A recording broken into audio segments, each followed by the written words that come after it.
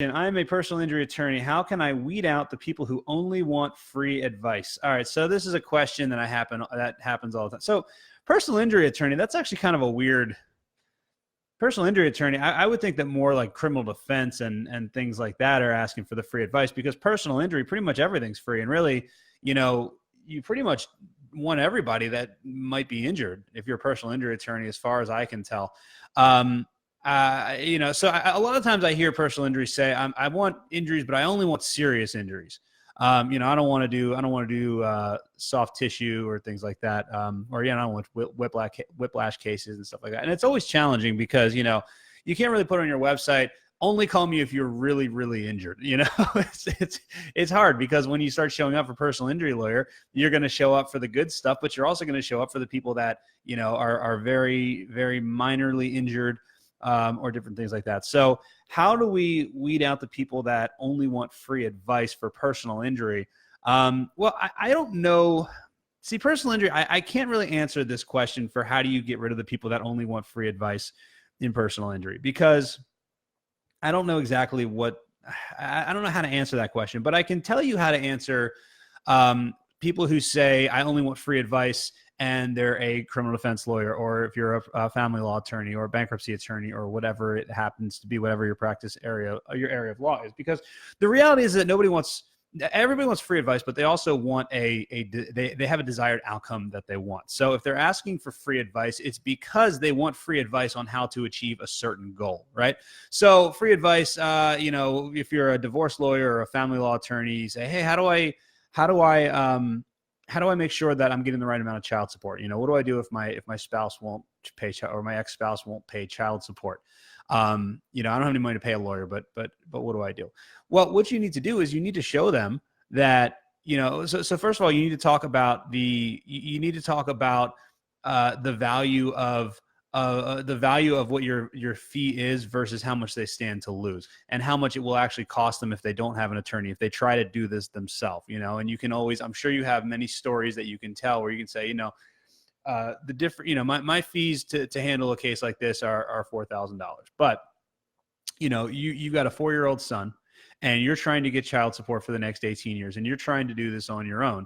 A little bit of free advice is not going to help you. In fact, a little bit of free advice is going to cost you a lot of money, because let's say for the next, he's 4 years old. Let's say for the next 14 years, you miss out on $500 per month that you should have gotten. So what is that? That's $6,000 a year times 14 years. So now we're at what, $60,000, $70,000, something like that, because you tried to handle this yourself and because you tried to get free advice. So, you kind of have to take that approach with it. You have to understand that just because somebody says they don't have money and all they want is free advice, nobody expects a lawyer to work for free.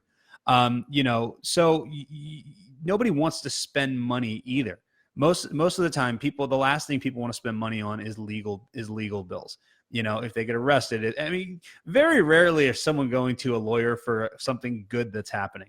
That's just kind of, unfortunately, that's how it is. So it's something that they don't want to be dealing with anyway. They don't want to be spending money. So what you have to do is you have to show them basically how much money the alternative is, right? And then if they don't, and then the other thing is that they say, oh, well, I don't have any money. But you have to understand that people have access to money and they can get money. They have credit cards. They have pre-approved credit cards, those pre-approved credit card offers. They have loans. They can borrow money from they can borrow money from family members, if they want it bad enough. People, they always find money to go to the movies. They always find money to go out to eat. They always find money to go clothes shopping.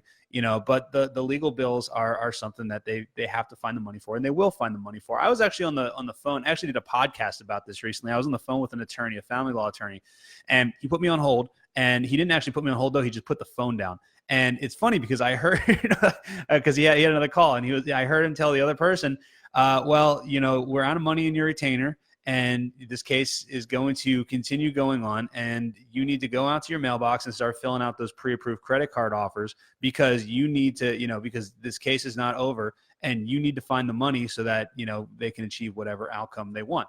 And I talked to him a couple of days later. That person came in with a credit card. They filled out the pre-approved credit card. So you just have to remember, first of all, don't believe people when they say they don't have money. Nobody wants to spend money. And you just have to show them how much money it would cost not to hire an attorney. You know, one of my favorite lines is when they say, I don't have the money for that. I say, well, isn't that why you're here in the first place? You know, if you want to have money in the future, you have to find the money now. If you want to have, you know, the right amount of child support in the future, then you've got to find the money for an attorney now. If you want to buy a house at some point, then you have to find the money. And, you know, if you want to have the money to buy a house and consolidate your credit cards and get rid of all these interests and all these fees and everything like that, you've got to find the money now so that you can pay a bankruptcy attorney and we can get this thing taken care of for you. So if you want money in the future, you've got to have money now. Another one I like with DUI attorneys, I see Steve Hernandez in here.